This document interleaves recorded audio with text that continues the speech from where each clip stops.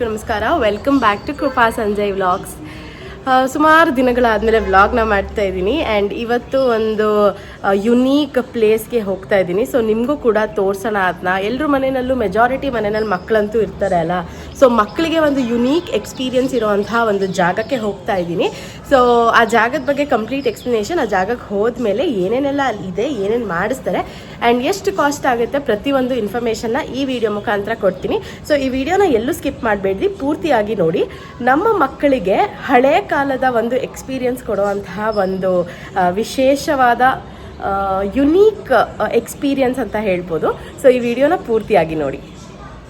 ಆವಾಗಲೇ ಹೇಳ್ದಂಗೆ ಹಳೆ ಕಾಲದ ಒಂದು ಯುನೀಕ್ ಎಕ್ಸ್ಪೀರಿಯನ್ಸ್ ಮಕ್ಕಳಿಗೆ ಕೊಡಬೇಕು ಅಂತ ಅಂದರೆ ಇದು ಒಂದು ಒಳ್ಳೆ ಜಾಗ ಅಂತ ಹೇಳ್ಬೋದು. ಆ್ಯಂಡ್ ಮಕ್ಕಳಿಗೆಲ್ಲ ಇನೋವೇಟಿವ್ ಆಗಿ ಏನೋ ಕುಕಿಂಗ್ ಟ್ರೈ ಮಾಡಬೇಕು ಆ ಥರ ಎಲ್ಲ ಇರುತ್ತಲ್ಲ, ಸೊ ಅದಕ್ಕೆ ಮಾಡಿಸಿರೋ ಜಾಗ. ಸೊ ತುಂಬ ಹೈಪ್ ಕೊಡೋದು ಬೇಡ ಜಾಗದ ಬಗ್ಗೆ. ನನಗಂತೂ ತುಂಬಾ ಇಷ್ಟ ಆಯಿತು ವಿಡಿಯೋನ ನೋಡಿ. ಆ್ಯಂಡ್ ಏನೇನು ಎಲ್ಲ ಆಗುತ್ತೆ ಅಂತ ನಿಮ್ಗೆ ಇವಾಗ ತಿಳಿಸ್ಕೊಡ್ತೀನಿ. ಆ್ಯಂಡ್ ಅಟ್ ಲಾಸ್ಟ್ ಇನ್ನೂ ಡೀಟೇಲ್ ಇನ್ಫಾರ್ಮೇಷನ್ನ ನಿಮಗೆ ತಿಳಿಸ್ಕೊಡ್ತೀನಿ. ಸೊ ನಾವು ಬಂದಿರುವಂತಹ ಜಾಗ ಜಿಸ್ತಾ, ಅದು ಜೆ ಪಿ ನಗರಲ್ಲಿ ಲೊಕೇಟ್ ಆಗಿರೋವಂಥದ್ದು. ಸೊ ತೋರಿಸ್ತೀನಿ.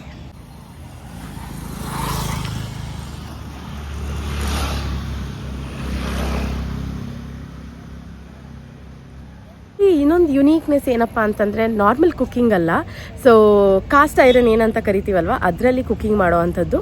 ಸೊ ಪೂರ್ತಿ ವಿಡಿಯೋನ ನೋಡಿ ಗೊತ್ತಾಗುತ್ತೆ. ಇವಾಗಿನ ಆನ್ಲೈನ್ ಪ್ರಪಂಚದಲ್ಲಿ ಇನ್ಸ್ಟಾಗ್ರಾಮಲ್ಲಿ ಹಲವಾರು ಸಜೆಷನ್ಸ್ಗಳು ಅಥವಾ ಹೊಸ ಹೊಸ ವಿಚಾರಗಳನ್ನ ತಿಳ್ಕೊಳ್ಳೋದು ಸಿಗ್ತಾ ಇರುತ್ತೆ. ಅದೇ ರೀತಿ ಒಬ್ಬರು ಈ ವಿಡಿಯೋನ ಪೋಸ್ಟ್ ಮಾಡಿದ್ರು, ಈ ಒಂದು ಜಾಗದಲ್ಲಿ ಮಕ್ಕಳಿಗೆ ಕುಕಿಂಗ್ ವರ್ಕ್ಶಾಪ್ನ ನಡೆಸ್ತಾರೆ ಅಂತ. ಎಷ್ಟು ಯುನೀಕ್ ಥೀಮ್ ಅಲ್ಲ. ನಿಮ್ಗಳಿಗೆಲ್ಲ ಜ್ಞಾಪಕ ಇರೋ ಥರ ಇತ್ತಂದರೆ, ನಾವುಗಳೆಲ್ಲ ಚಿಕ್ಕವರಿರೋವಾಗ ಚಾಕ್ ಪೀಸ್ ಆಗಿರ್ಬೋದು ಅಥವಾ ಮನೆಯಲ್ಲಿರುವಂತಹ ಕಡಲೆಪಪ್ಪು, ಸಕ್ಕರೆ ಇಂಥದ್ರನ್ನ ತಗೊಂಡು ಅಡುಗೆ ಮಾಡ್ತೀವಿ ಅಂತ ಹೇಳಿ ಮಕ್ಳುಗಳ ಜೊತೆ ಎಲ್ಲ ಆಟ ಆಡ್ತಾ ಇದ್ವಿ ನಾವು ಮಕ್ಕಳಾಗಿದ್ದಾಗ. ಸೊ ಅದು ಒಂದು ಎಕ್ಸ್ಪೀರಿಯನ್ಸ್ ಇವಾಗಿನ ಕಾಲದ ಮಕ್ಕಳಿಗೆ ಇಲ್ಲವೇ ಇಲ್ಲ ಅಂತ ಹೇಳ್ಬೋದು. ಯಾಕಂದರೆ ಗ್ಯಾಡ್ಜೆಟ್ಸ್, ಎಲೆಕ್ಟ್ರಾನಿಕ್ ಐಟಮ್ಸ್ ಅಂತ ಬಂದು ಆಟ ಸಾಮಾನು ಅದು ಇದು ಬರೀ ಬೇಡದೇ ಇರೋದ್ರಲ್ಲೇ ಚಿಂತೆ ಇರುತ್ತೆ ಹೊರತು ಮಕ್ಕಳಿಗೆ ಹೊರಗಡೆ ಹೋಗಬೇಕು, ಎಲ್ಲರ ಜೊತೆ ಒಟ್ಟಿಗೆ ಕೂತ್ಕೊಂಡು ಆಟ ಆಡಬೇಕು, ಆ ವಾತಾವರಣನ ಸೃಷ್ಟಿಸಬೇಕು ಅನ್ನೋದು ಇಲ್ಲವೇ ಇಲ್ಲ.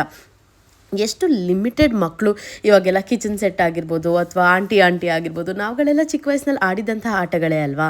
ಸೊ ಅದನ್ನೆಲ್ಲ ಆಡೋದು ತುಂಬ ಕಮ್ಮಿ.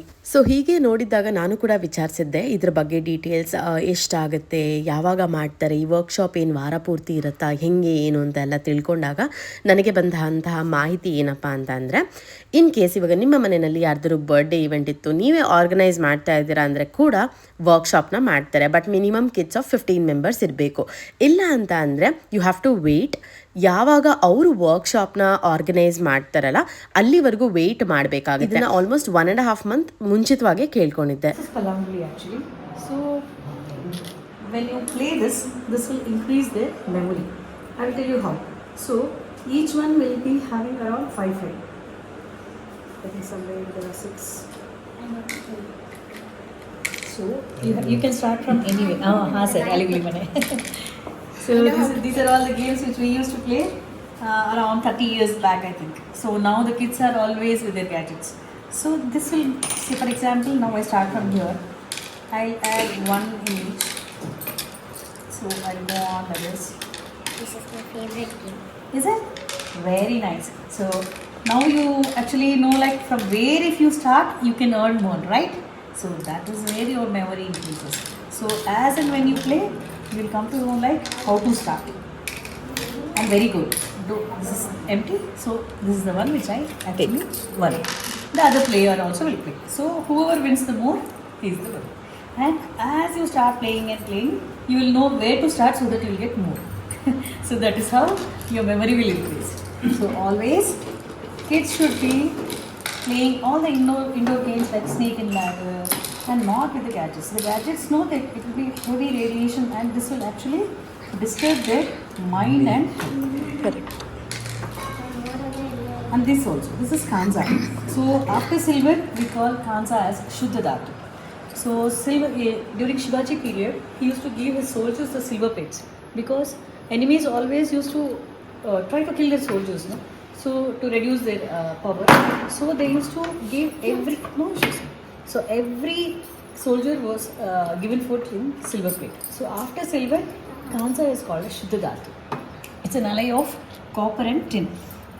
Kansa. Yes, Kansa. We call it as bronze, Vengalam, So in their own languages, like for example, in English, because usually in the North Indians use it as, I mean, spell it as kanja, but in South India we call it as bronze. Vengalam. Yeah. So when kids, anyone, when they have food in this, they believe that it purifies the food. So for example, when you're cooking, you might be having n number of thoughts, and when you serve food in this, it will purify the food. It gives a positive effect. So it absorbs the cosmic energy. That's the importance in our Vedics. Like Kansa has that importance. And even today in temples, they use all brass and bronze to make Naivedyam and serve Naivedyam. They don't use any other metals like steel or even aluminium. So it is that auspicious metal and a traditional metal. Thank you. Beautiful. ನಿಜಕ್ಕೂ ಹೇಳಬೇಕಂದ್ರೆ ಹಳೆ ಕಾಲದಲ್ಲಿ ಆಟ ಆಡ್ತಿದ್ದಂತಹ ಆಟಗಳು, ಪಗಡೆ ಆಗಿರ್ಬೋದು, ಹಳುಗುಳಿ ಮನೆ ಆಗಿರ್ಬೋದು, ಇದೆಲ್ಲ ಆಟಕ್ಕೂ ಅದರದ್ದೇ ಆದ ಸೈಂಟಿಫಿಕ್ ರೀಸನ್ಸ್ಗಳಿದ್ದಾವೆ. ಅದ್ರ ಹಿಂದೆ ಉಪಯೋಗಕರ ಅಂತಹ ವಿಚಾರಗಳು ಸುಮಾರಿದೆ, ನಮ್ಗೆ ಯಾವುದೂ ಗೊತ್ತಿರಲ್ಲ. ಬಟ್ ಏನಂತ ಅಂದರೆ ಇಲ್ಲಿ ಅದನ್ನು ಕೂಡ ಎಕ್ಸ್ಪ್ಲೇನ್ ಮಾಡಿದ್ರು. ಆ್ಯಂಡ್ ಮಕ್ಕಳಿಗೆ ನಿಜವಾಗ್ಲೂ ಮೊಬೈಲಿಂದ ಆಚೆ ತರೋದಕ್ಕೆ ಒಂದು ಒಳ್ಳೆ ಆಪ್ಷನ್. ಆ್ಯಂಡ್ ಎಷ್ಟೆಲ್ಲ ಪಾತ್ರೆಗಳ ಐಟಮ್ಸ್, ಮೆಟೀರಿಯಲ್ಗಳಿರುತ್ತೆ ಅಂತ ತಿಳ್ಕೊಳಕ್ಕಿತ್ತು. ಹಳೆ ಕಾಲದಲ್ಲಿ ನಾವು ಬಳಸೋವಂಥದ್ದು, ರುಬ್ಬಕ್ಕೆ ಬಳಸೋವಂಥದ್ದು ಅಥವಾ ಬೀಸಕ್ಕೆ ಬಳಸೋವಂಥದ್ದು ಕಲ್ಲುಗಳಾಗಿರ್ಬೋದು, ಪ್ರತಿಯೊಂದು ವಿಚಾರಗಳು ಇತ್ತು. ಆ್ಯಂಡ್ ಮಕ್ಕಳುಗಳು ಆಟ ಆಡೋಕ್ಕಂತೂ ತುಂಬಾ ಚೆನ್ನಾಗಿತ್ತು. ನೋಡ್ತಾ ಇರ್ಬೋದು, ಮಿನಿಯೇಚರ್ ಕುಕಿಂಗ್ ಐಟಮ್ಸ್ ಅಂತ ಅನ್ಬೋದು. ಗ್ಯಾಸ್ದಾಗಿರೋದ್ರಿಂದ ಸ್ವಲ್ಪ ದೊಡ್ಡವರ ಸೂಪರ್ವಿಷನ್ ಇರಲೇಬೇಕು. ದೊಡ್ಡವ್ರು ಇರೋವಾಗ ಅನುಕೂಲ ಆಗುತ್ತೆ ಅಂತ ಹೇಳ್ಬೋದು, ಬರೀ ಮಕ್ಕಳಂತ ಅಲ್ಲ. ಬಟ್ ಇದನ್ನು ಆ್ಯಕ್ಚುಲಾಗಿ ಹೇಳ್ಬೇಕಂದ್ರೆ ಬರೀ ಮಕ್ಕಳುಗಳಲ್ಲ, ನಾವುಗಳು ಎಷ್ಟು ಎಂಜಾಯ್ ಮಾಡ್ತೀವಿ ಗೊತ್ತಾ. ನಾವುಗಳೂ ಒಬ್ಬರು ಚಿಕ್ಕವರಾಗಿ ಅದರಲ್ಲೇ ಆಟ ಆಡೋದಕ್ಕೆ ಶುರು ಮಾಡ್ತೀವಿ ಅಂತ ಹೇಳ್ಬೋದು. ಸೊ ನೋಡ್ತಾ ಇರೋಂಗೆ ಪ್ರತಿಯೊಬ್ಬರು ರಿಜಿಸ್ಟರ್ ಆಗಿರೋ ಮಕ್ಳಿಗೂ ಒಂದು ಸೆಟ್ ಕೊಟ್ಟಿರ್ತಾರೆ. ಆ್ಯಂಡ್ ಅಲ್ಲಿ ಕುತ್ಕೊಂಡು ಐಟಮ್ಸ್ನ ಕೂಡ ಅವರೇ ಪ್ರೊವೈಡ್ ಮಾಡ್ತಾರೆ, ಅಡುಗೆಗೆ ಏನೇನು ಬೇಕೋ ಅದು. ಸೊ ದೋಸೆ, ಪಡ್ಡು, ಕಟ್ಲೆಟ್, ಸ್ಯಾಂಡ್ವಿಚ್ ಈ ಥರದ್ದನ್ನೆಲ್ಲ ಮಾಡಿಸ್ತಾರೆ. ಆ್ಯಂಡ್ ಎಷ್ಟೋ ಜನದ ಮನೆಯಲ್ಲಿ ಈ ವಿಚಾರ ಗೊತ್ತೇ ಇರಲ್ಲ ಅಂತ ಅನ್ಬೋದು, ಅಥವಾ ಗೊತ್ತಿದ್ರೂ ಯಾರಿಗೋ ಒಬ್ರಿಗೆ ಹೇಳ್ಕೊಡ್ತೀವಿ ಅಂತ ಇಲ್ಲ ಅನ್ಬೋದು. ಬಿಕಾಸ್ ಮಕ್ಕಳುಗಳಿಗೆ ಫಸ್ಟ್ ಲೆಸನ್ ಏನು ಗೊತ್ತಾ ಹೇಳ್ಕೊಟ್ಟಿದ್ದು, ಯಾವುದೇ ಪಾತ್ರೆ ಬಳಕೆ ಮಾಡೋಕ್ಕೂ ಮುಂಚೆ ಫಸ್ಟ್ ಸೀಸನಿಂಗ್ ಇಂಪಾರ್ಟೆಂಟ್. ಸೊ ಅದಕ್ಕೆ ಎಣ್ಣೆ ಹಾಕಿ, ಈರುಳ್ಳಿ ಹಾಕಿ ಅದನ್ನ ಫಸ್ಟು ಪ್ಯಾನ್ನ ರೆಡಿ ಮಾಡಿಸಿದ್ರು. ಸೊ ಇದು ಒಂದು ಬೇಸಿಕ್. ದೋಸೆ ಎದಳ್ತಾ ಇಲ್ಲ, ಅದು ಇದು ಕಂಪ್ಲೇಂಟ್ಗಳು ಹೇಳ್ತೀವಿ, ಬಟ್ ಇದು ಬೇಸಿಕ್ ರಿಕ್ವೈರ್ಮೆಂಟ್ ಮಕ್ಳುಗಳಿಗೆ ಅವ್ರು ಹೇಳ್ಕೊಟ್ಟಿದ್ದು. ನನಗಂತೂ ತುಂಬಾ ಖುಷಿ ಆಯಿತು. ಆ್ಯಂಡ್ ನನ್ನ ಮಕ್ಕಳಂತೂ ತುಂಬಾ ಎಂಜಾಯ್ ಮಾಡಿಕೊಂಡು ಅಡುಗೆಗಳನ್ನ ಮಾಡಿದ್ರು. ಫಸ್ಟ್ ಮಾಡಿದ್ದು ದೋಸೆ. ಅದು ಚಿಕ್ಕ ಮಿನಿಯೇಚರ್ ಐಟಮ್ ಆಗಿರೋದ್ರಿಂದ ಪ್ರತಿಯೊಂದೂ ಇಕ್ಕಳದಲ್ಲಿ ತೆಗಿಯೋಕ್ಕೆ ಎಲ್ಲನೂ ಸ್ವಲ್ಪ ಕಷ್ಟ ಆಗ್ತಾಯಿತ್ತು ನನಗೆ ಇನಿಷಿಯಲಿ. ಬಟ್ ಹೋಗ್ತಾ ಹೋಗ್ತಾ ಈಸಿ ಆಯಿತು. ಆ್ಯಂಡ್ ನನ್ನ ಮಗ ಕೂಡ ತುಂಬ ಖುಷಿಯಾಗಿ ಮಾಡ್ದ. ಈ ಒಂದು ಎಕ್ಸ್ಪೀರಿಯನ್ಸ್ ಮಕ್ಳುಗಳಿಗೆ ಕೊಡ್ತಂತ ಅಂದರೆ ನಿಜಕ್ಕೂ ಮೈಂಡ್ ಎಷ್ಟು ರಿಲ್ಯಾಕ್ಸ್ ಆಗುತ್ತೆ.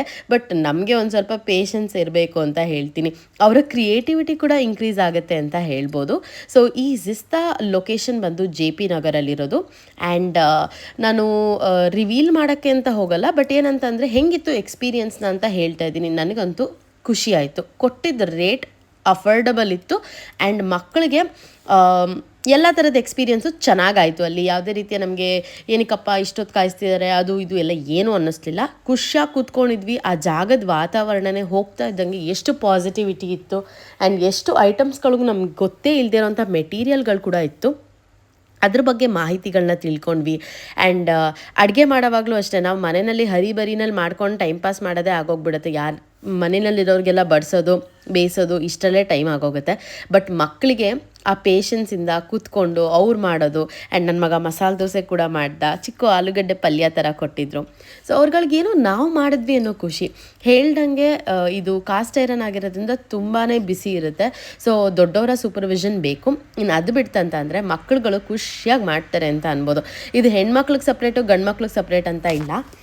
ಕುಕ್ಕಿಂಗ್ ಬರೀ ಹೆಣ್ಮಕ್ಳೇ ಮಾಡಬೇಕು ಅನ್ನೋ ರೂಲ್ ಕೂಡ ಇಲ್ಲ. ಸೊ ಮನೆಯಲ್ಲಿ ಯಾರ್ಯಾರು ಮಕ್ಳು ಇರ್ತಾರೆ ಎಲ್ಲರನ್ನೂ ಕರ್ಕೊಂಡೋಗಿ ಒಂದೊಳ್ಳೆ ಎಕ್ಸ್ಪೀರಿಯೆನ್ಸ್.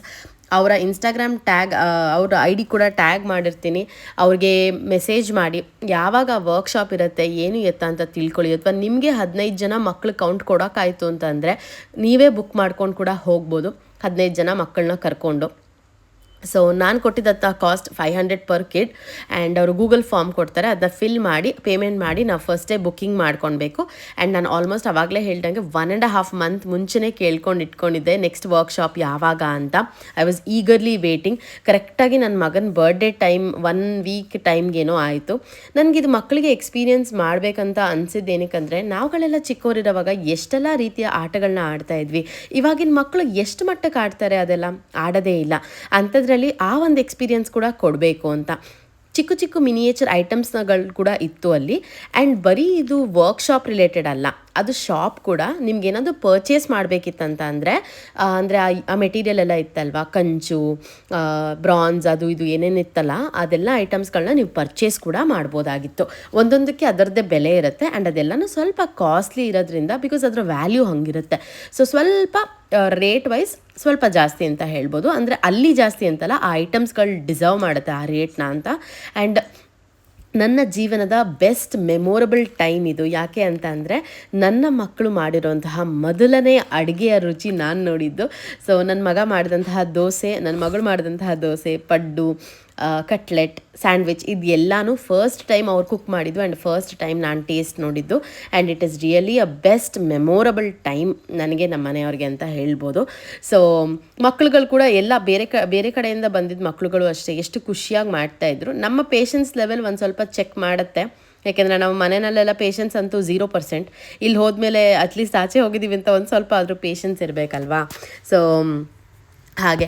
ಆ್ಯಂಡ್ ದೊಡ್ಡವ್ರ ಸೂಪರ್ವಿಷನ್ ಬೇಕು ಅಂತ ಹೇಳಿದ್ದು ಏನಕ್ಕೆ ಅಂತಂದರೆ, ಒಂದೊಂದೇ ಐಟಮ್ನ ತೆಗೆದಿಡೋದಕ್ಕೆ ಎಲ್ಲ ಬೇಕಾಗುತ್ತೆ. ಆ್ಯಂಡ್ ಮಕ್ಳುಗಳು ಕೈ ಸುಟ್ಕೊಂಡ್ಬಿಡೋ ಚಾನ್ಸಸ್ ಜಾಸ್ತಿ ಇರುತ್ತೆ, ಬಿಕಾಸ್ ಕಾಸ್ಟ್ ಐರನ್ ಆಗಿರೋದ್ರಿಂದ ತುಂಬ ಕಾದಿರುತ್ತೆ.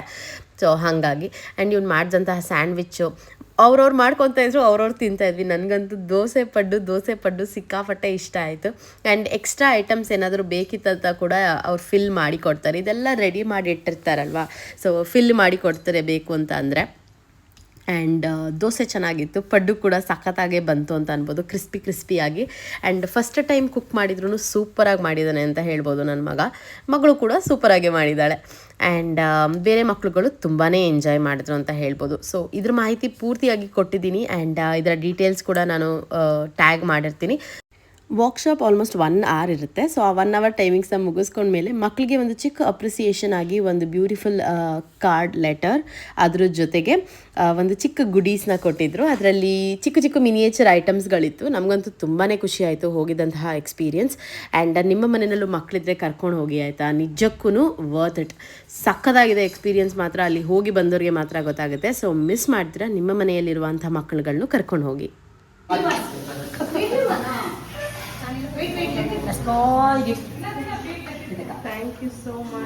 ಸೊ ನಿಮ್ಗೆ ಯಾರಿಗಾರು ಬೇಕಿತ್ತಂತ ಅಂದರೆ ಕಾಂಟ್ಯಾಕ್ಟ್ ಮಾಡಿ. ಸೊ ಹೋಪ್ ಈ ವಿಡಿಯೋ ನಿಮಗೆ ಇಷ್ಟ ಆಗಿರುತ್ತೆ ಆ್ಯಂಡ್ ಇನ್ಫಾರ್ಮೇಟಿವ್ ಆಗಿರುತ್ತೆ. ಆ್ಯಂಡ್ ಇದೇ ರೀತಿ ನನ್ನ ವೀಡಿಯೋಸ್ಗಳನ್ನ ಸಪೋರ್ಟ್ ಮಾಡಿ ನೋಡ್ತಾ ಇರಿ ಅಂತ ಹೇಳ್ತಾ, ಮುಂದಿನ ವ್ಲಾಗ್ವರೆಗೂ ನಮಸ್ತೆ.